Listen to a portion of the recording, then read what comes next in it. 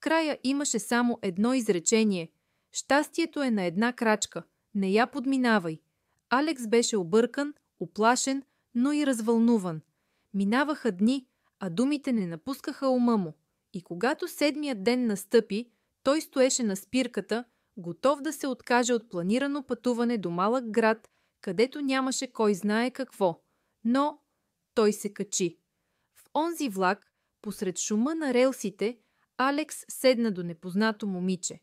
Разговорът им започна случайно, но за миг премина в искра. Тя обичаше книги, музика и точно онзи роман, в който той беше намерил писмото. А когато тя каза: странно, аз написах писмо на себе си като дете, че някой ден ще срещна човек, който ще промени всичко. Алекс се усмихна широко.